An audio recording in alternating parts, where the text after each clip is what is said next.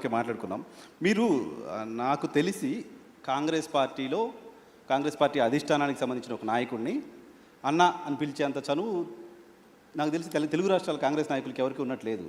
రాహుల్ గాంధీని జస్ట్ మిమ్మల్ని మేమంతా జర్నలిస్ట్ చాలామంది అన్న అని పిలిచినట్టుగా మీరు రాహుల్ గాంధీని అన్న అని పిలుచుకుంటూ తిరుగుతారు. అంత క్లోజ్నెస్ ఎలా వచ్చింది రాహుల్ గాంధీకి? ఇప్పుడు గాంధీ ఫ్యామిలీకి ఈ దేశం పట్ల విశ్వాసం అక్కడ కనపడితే ఇక్కడ దండం పెట్టుకుంటూ నిలబడుతుంటారు. అట్లా వాళ్ళకు ఉంటుంది.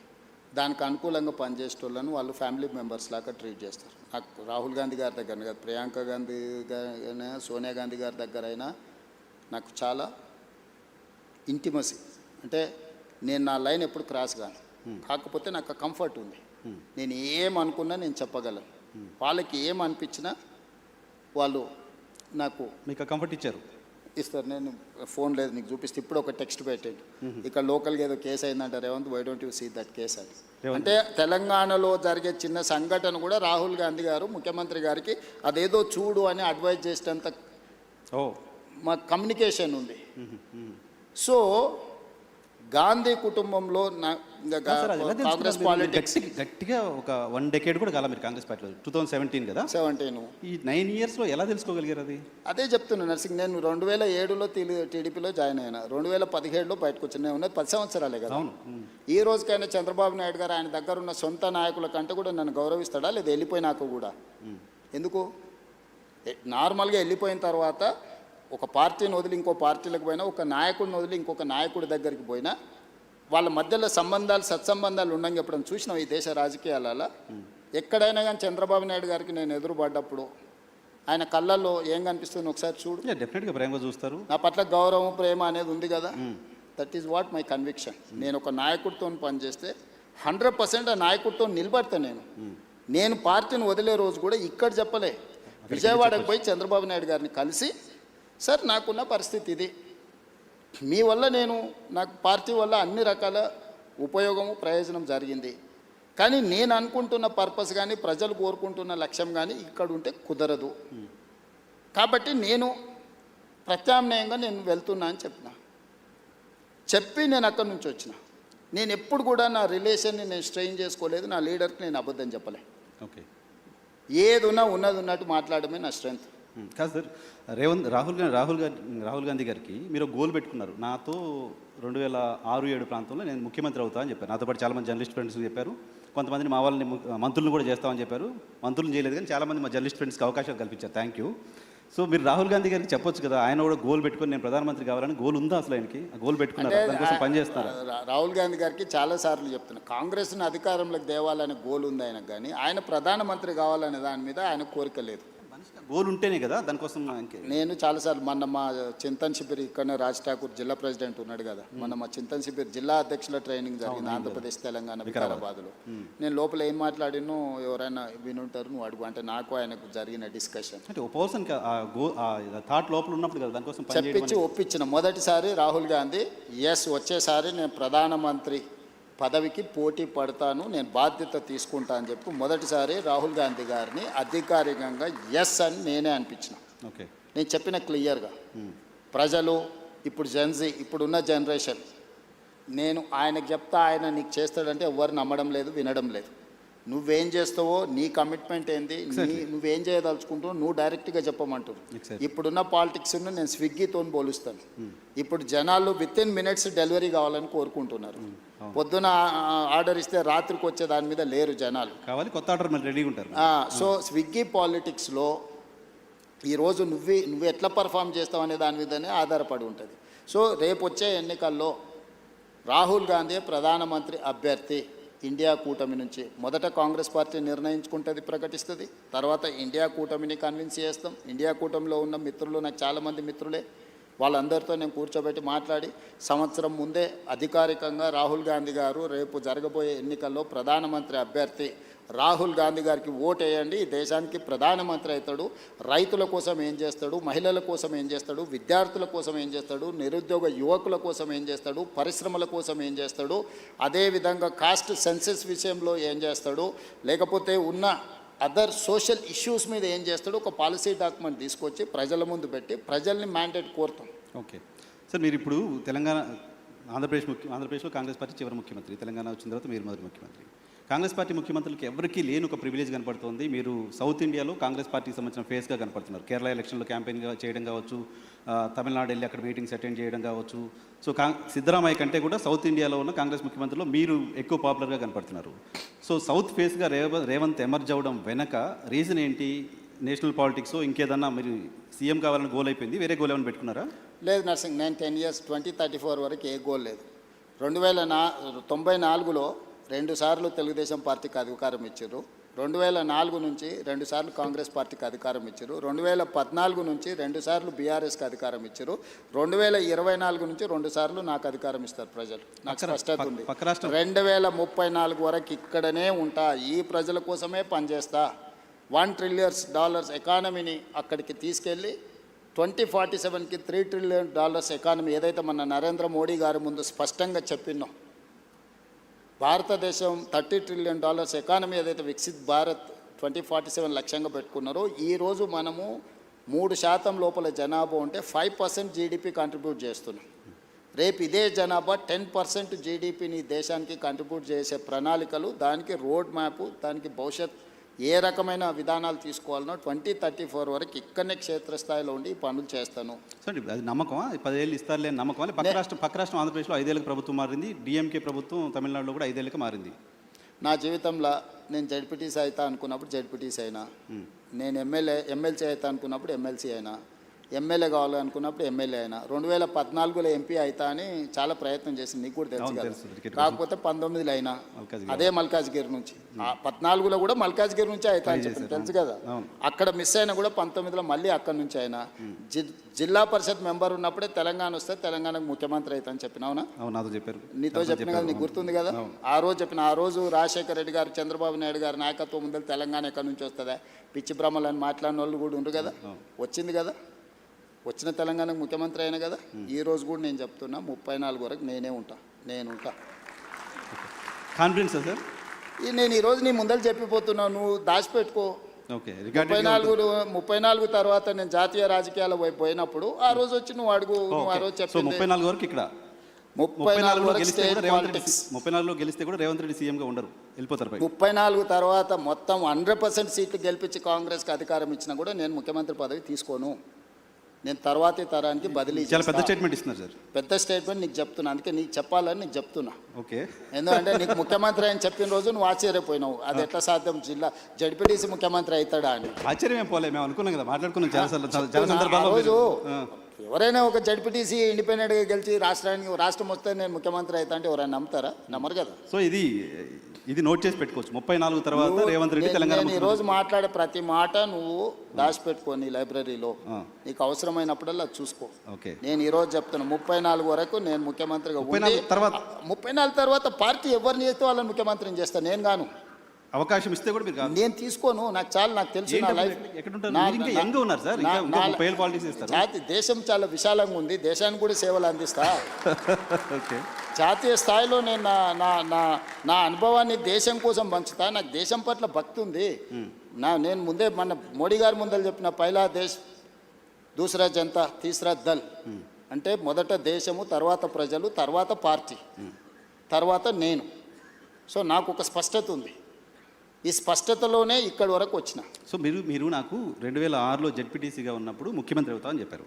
ఇప్పుడు ముఖ్యమంత్రిగా ఉన్నారు, జాతీయ రాజకీయాల్లోకి వెళ్తా అని చెప్తున్నారు. జాతీయ రాజకీయాల్లో ఏ చైర్ కోరుతున్నారు, ఏ చైర్ కోసం అనుకుంటున్నారు? రాహుల్ గాంధీని ప్రధానమంత్రిగా కూర్చోబెట్టి ఆ తర్వాత ఏ చైర్ ఇస్తే ఆ చైర్లో కూర్చుంటా.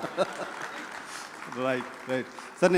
నేను గతంలో టీవీ 9లో పనిచేస్తున్నప్పుడు కావచ్చు, ఏబీ ఆంధ్రజ్యోతిలో పనిచేస్తున్నప్పుడు కావచ్చు, మనం ఇంటర్వ్యూకి వచ్చినప్పుడు మీరు నాకు చెప్పే ఏం అడగాలి సార్ అంటే ఏదైనా అడుగు అనేవాళ్ళు. ఆ లిబర్టీ తీసుకొని కొన్ని క్వశ్చన్స్ అడుగుతున్నాను, అడగచ్చు కదా? డన్. Thank you. తెలంగాణకు సంబంధించి, హైదరాబాద్కు సంబంధించి సినిమా ఇండస్ట్రీ ఎందుకు రేవంత్ రెడ్డి పట్ల నెగిటివ్గా ఉందా, లేకపోతే రేవంత్ రెడ్డి సినిమా ఇండస్ట్రీ పట్ల నెగిటివ్గా ఉన్నారా అలాంటి ఒక ఇంప్రెషన్ బయట సొసైటీలో ఉంది. రీజన్ ఏంటో తెలియదు, మీరు చెప్పాలి. దాంతోపాటు తెలుగు సినిమా ఇండస్ట్రీ ఏమో అంటిముట్టినట్టుగా ఉంటుంది. బాలీవుడ్ మొత్తం ఇంటికి వస్తుంది. అమితాబ్ బచ్చన్ వస్తున్నారు, ఆయన ఇంకా సల్మాన్ ఖాన్ వస్తున్నారు, అజయ్ దేవ్గన్ వస్తున్నారు, బాలీవుడ్ అంతా వస్తుంది. తెలుగు సినిమా ఇండస్ట్రీతో ఎందుకు డిటాచ్మెంట్ ఉంది మీకు? నాకు డిటాచ్మెంట్ ఏం లేదు, నాకు ఎక్కువ వివరాలు తెలుసు కాబట్టి కొంతమంది నా దగ్గరకు వచ్చి వేరే చెప్పలేరు. ఎందుకంటే నాకు అందరి గురించి చాలా విషయాలు తెలుసు కదా. నేను కొత్తగా చూస్తలేను పరిశ్రమ. కొంతమంది అమెరికా నుంచి వచ్చిన వాళ్ళకు సెలబ్రిటీస్ అంటే సోషల్ క్లైంబింగ్ అంటారు దీన్ని ఇంగ్లీష్లో. ఓకే. సడన్గా మనకు డబ్బులు వచ్చినా, సడన్గా హోదా వచ్చినా, అప్పటి వరకు మనలో అణిచివేసుకున్న విపరీతమైన కోరికలు కొన్ని ఉంటాయి. దాంతో ఏమైందంటే ఒక్కసారిగా అవి నిద్రలేస్తాయి. నిద్రలేస్తారే నాకు సెలబ్రిటీ పరిచయం ఉండాలా, ఆ సెలబ్రిటీ నేను కలవాలా, లేకపోతే నన్ను ఆయన కలవాలా అని సోషల్ క్లైంబింగ్ అంటారు దాన్ని. అంటే అట్లా బయట ప్రపంచంలో ఉండే వాళ్ళతో కొంత కలవాలని కోరికలు ఉంటాయి. నేను 30 ఏళ్ళ క్రితం అందరూ ఇప్పుడు స్టార్స్ అని చెప్పేట వాళ్ళందరూ కిడ్స్ ఉన్నప్పుడు నాకు తెలుసు. ఓకే. నేను పేర్లు చెప్పను కానీ వాళ్ళు స్కూల్కి వెళ్ళి, లేకపోతే జూనియర్ కాలేజ్కి వెళ్ళి, లేకపోతే వాళ్ళ కాలేజ్ నుంచి బయటకు వచ్చి సింగిల్ బియర్ తాగాలనుకున్నప్పుడు కూడా నా దగ్గరకు వచ్చేటోళ్ళు. అన్న నువ్వు సంతకం పెడితే నేను బియర్ తాగుతా అని. సింగిల్ బీర్ తాగడానికి మీరు వచ్చారు, మీ దగ్గరికి వచ్చారు. ముఖ్యమంత్రి అయిన తర్వాత మీ దగ్గర రావడానికి అదే భయపడుతున్నారు. చెప్తున్నా, అన్ని చూసిన తర్వాత నాకు వచ్చి కొత్తగా చెప్పలేరు కదా నర్సింగ్. ఓకే. సో అందుకోసమని నేను ఏ పరిశ్రమతోనైనా ధూల్పేట్ల గుడంబ అమ్ముకునే వాళ్ళతోని నేను అంతే రిలేషన్ మెయింటైన్ చేస్తా. Top of the top star వచ్చినా కూడా నేను అట్లనే ఉంటా. Wipro, Microsoft or any other company CEO వచ్చినా నేను అంతనే ఉంటా. అమెరికన్ అంబాసిడర్ వచ్చినా కూడా నేను అదే విధంగా ఉంటాను. నువ్వు నా బిహేవియర్ చూడు, నువ్వు యావరేజ్ లీడర్తోనున్నా, ప్రధానమంత్రితోనున్నా నేను వంగి నమస్కారాలు పెట్టుడు, అతి వినయాలు చేసుడు, లేకపోతే టూ మచ్ ఏదో ఇంప్రెస్ చేసేసి ఏదో నటించేద్దామని నా బ్లడ్లోనే లేదు. నేను ఉన్నది ఉన్నట్టు ఉంటా, వచ్చేది వస్తుంది, పోయేది పోతుంది. ఇట్లుంటేనే ముఖ్యమంత్రి అయినా. ఇంకా కొత్తగా ఏంది నేను చేసేది? ఏం పని ఉంది ఇప్పుడు ప్రతి ఒక్కరికి లైఫ్లో సక్సెస్కి ఒక ఫార్ములా ఉంటుంది. నువ్వు యాజ్ జర్నలిస్ట్ నువ్వు సక్సెస్ అయినావు అంటే నీకు ఒక ఫార్ములా ఉంటుంది, లేకపోతే ఒక వర్కింగ్ స్టైల్ ఉంటుంది. ఇంకొక లీడర్కి ఇంకొక లాగా ఉంటుంది, ఇంకొక సెలబ్రిటీకి ఇంకొక లాగా ఉంటుంది. నాకు నా లైఫ్ ఇట్లనే గౌరవాన్ని తెచ్చిపెట్టింది, హోదాని తెచ్చిపెట్టింది, ఈరోజు గుర్తింపు వచ్చింది. సో నా లైఫ్ అనేది ఇట్లనే ఉంటుంది నాసి. ఇందులో నేను అనేది టాలీవుడ్, బాలీవుడ్ కాదు, హాలీవుడ్ కూడా హైదరాబాద్లో షూటింగ్ జరగాలి, ఇండస్ట్రీని ఆ విధంగా తీసుకెళ్లాలని ప్రయత్నం చేస్తున్నా. అందుకే ఈరోజు నెట్ఫ్లిక్స్ కానీ వీటన్నిటిని కూడా మనం ఇక్కడికి తీసుకొచ్చినాం. సో నేను ఇండస్ట్రీకి ఒక హబ్ లాగా క్రియేట్ చేయదలుచుకున్నా. ప్రపంచంలో ఉండే సినిమా ఇండస్ట్రీ హైదరాబాద్లో ఉండాలనేది నా కోరిక. ఓకే. నేను అందుకే ఆ విధమైన ప్రణాళికలు వేస్తున్నా. సో నేను ఇండివిజువల్స్ని టూ మచ్గా ప్లీజింగ్ చేసే పనిలో నేను ఉండను. ఓకే. నేను నా పని 18 గంటలు నేను పని చేయాలి. నా పనిలో ఈరోజు ఎవరు అవసరం, ఎవరిని కలవాలి, ఎవరి వల్ల రాష్ట్రానికి ప్రయోజనం ఉంటే నేను వాళ్ళ కోసం టైం స్పెండ్ చేస్తా. ఓకే. మీరు ముఖ్యమంత్రి కావడం కోసం బయట కాంగ్రెస్ పార్టీ మెస్సిన్ కూడా తెచ్చినా మీకు తెలుసు కదా. పిల్లలకు ఒక స్ఫూర్తి అయిన మెస్సిన్ తెస్తే కూడా తప్పు పట్టిరా. ఏం చేయాలి? నేను మైదానంలో మెస్సిన్ తెచ్చిన కానీ పబ్లో పోయి డ్రగ్స్ కోసం ప్రమోట్ చేయలే కదా. పబ్ కల్చర్ వాళ్ళు అనుకుంటున్నారు, స్టేడియం కల్చర్, స్పోర్ట్స్ కల్చర్ నేను అనుకుంటున్నా. ఈ కల్చరల్ డిఫరెన్సెస్ ఉన్నాయి మాకు. Okay. So farm house culture వాళ్ళు అనుకుంటుండ్రు, అగ్రికల్చర్ కల్చర్ అని నేను అనుకుంటున్నా. ఈ కల్చరల్ డిఫరెన్సెస్ ఉన్నాయి. What should I do? Okay. Okay. మీరు ముఖ్యమంత్రి కావడం కోసం చాలామంది కాంగ్రెస్ పార్టీ కార్యకర్తల కష్టం, మీ కష్టం, మీరు చాలా ఫేస్ చేశారు, అంత ఓకే. వీటన్నిటితో పాటు మీకోసం కష్టపడ్డ మీ సతీమణి గారు ఉన్నారు. అటు కూడా చాలా కష్టపడ్డారు కదా. లాస్ట్ 4-5 ఇయర్స్ అయితే చాలా కష్టపడ్డారు, తెలుసు మాకు. సో మహిళా రిజర్వేషన్ బిల్లుని కాంగ్రెస్ పార్టీ పార్లమెంట్లో వ్యతిరేకంగా ఓటేసిన సందర్భంగా భారతీయ జనతా పార్టీ మోడీ గారు చెప్పారు, కాంగ్రెస్ నాయకుల్ని ఇంట్లో మీ భార్యలు అడగండి ఎందుకు వ్యతిరేకంగా ఓటేసావని. అడిగారా మీ సతీమణి ఏమన్నా? ఇప్పుడు మోడీ గారైనా భారతీయ జనతా పార్టీలో అయినా మహిళా రిజర్వేషన్ ముసుగు తొడుక్కొని దక్షిణ భారతదేశాన్ని హత్య చేయాలనే ప్రయత్నం చేశారు. ఆ హత్యాయత్నాన్ని నేను అడ్డుకున్నా.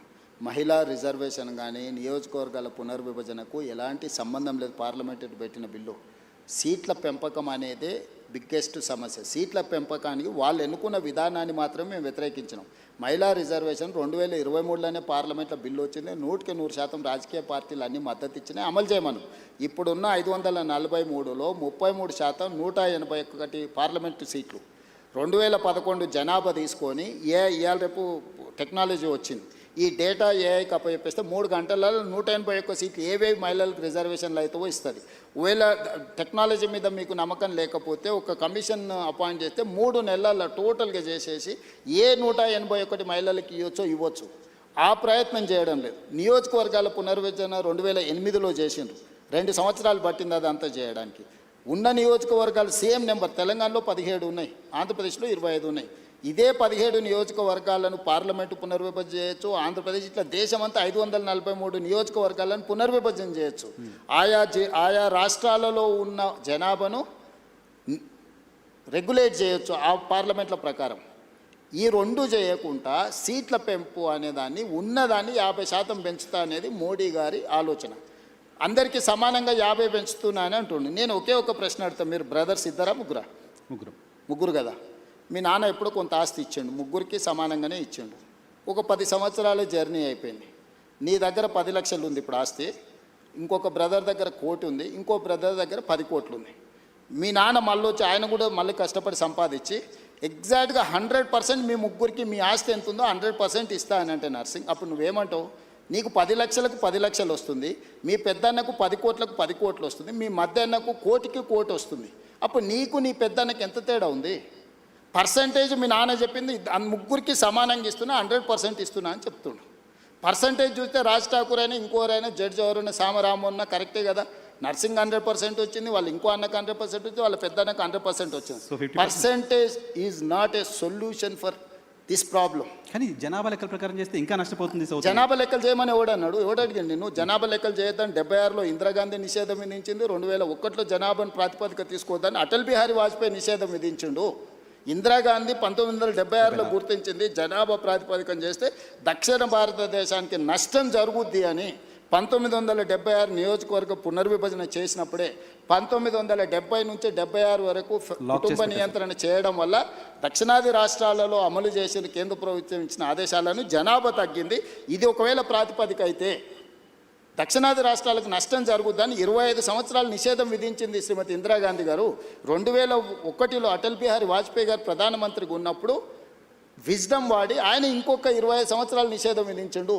76 నుంచి 2026 వరకు 50 సంవత్సరాలు జనాభా ప్రాతిపదికన కాదు, ఆయా రాష్ట్రాలలో ఉన్న సీట్లను ఆ రాష్ట్రాల మధ్యలోనే పంచాలి, బయటికి తీసుకోవద్దని నియంత్రించరు. ఈరోజు నరేంద్ర మోడీని అదే అడుగుతున్నాం. ఇందిరాగాంధీ గారిని వాజ్పేయి గారిని ఆదర్శంగా తీసుకొని ఇంకొక 25 సంవత్సరాలు ఇదే నెంబర్ను ఈ రాష్ట్రాలలో ఉన్న దాంట్లో పెంచు.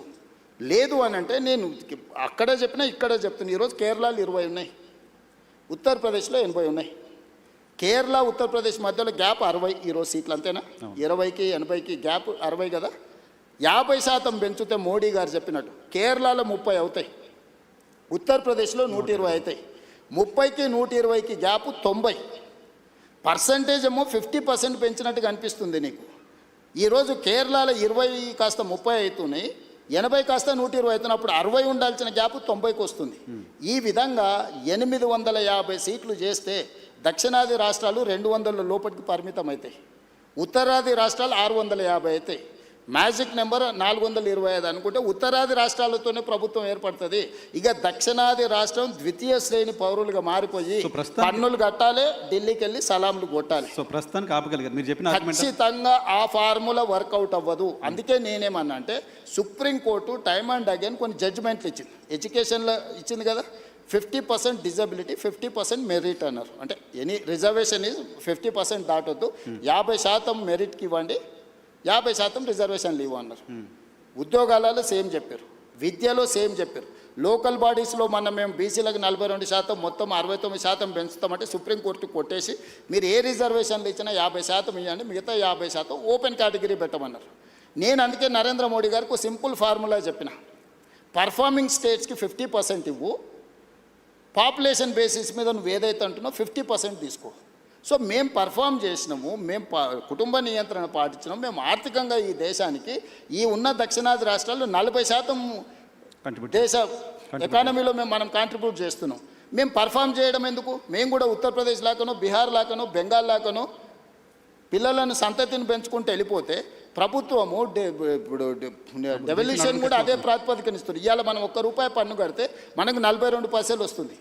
బీహార్ ₹1 కడితే పన్ను ₹6.50 పోతుంది, ఉత్తరప్రదేశ్కు ₹3.50 పోతుంది, మధ్యప్రదేశ్కు ₹2.50 పోతుంది. నేను అడుగుతున్న ఈ దేశంలో కష్టపడి సంపాదించి పన్నులు కట్టేటోనేమో నువ్వు శిక్షిస్తావు, దుబారుగా తిరిగేటోడు, గాలికి తిరిగేటోడు, ఏ పని చేయనోడు, ఎందుకు కొరగానోనికి నువ్వు అడ్డగోలుగా డబ్బులు ఇచ్చుకుంటూ పోతున్నావు. ఎన్ని రోజులు భరించాలి? ఆంధ్ర తెలంగాణ పంచాయతీ ఆగిపోయింది కాబట్టి పొలిటికల్ సప్రెషన్ ఇది చివరికి రాజకీయ వివక్షగా మారుతుంది. ఆంధ్రప్రదేశ్ అంటే దక్షిణాది రాష్ట్రాల 200 సీట్లతో పని లేకుండానే ఈరోజు 131 ఉన్నాయి, 50% పెరిగితే 196 అవుతాయి. 850లో దక్షిణాది రాష్ట్రాలన్నీ కలిసి కేరళ, తమిళనాడు, తెలంగాణ, ఆంధ్రప్రదేశ్, కర్ణాటక, పాండిచ్చేరి అందరం కలిస్తే కూడా 196 అవుతున్నాం. 850లో 190 200 తీసేస్తే వాడికి 450 అక్కడనే వచ్చేస్తున్నాయి. తెలంగాణ అంటే ఈ దక్షిణాది దేశ రాష్ట్రాల నుంచి ఒక్క సీట్ సింగిల్ ప్రభుత్వం కంట్రిబ్యూషన్ కూడా అవసరం లేకుండా ప్రభుత్వం వస్తే మంత్రి కాదు కదా, చప్రాసి నౌకరు కూడా ఇయ్యాడు.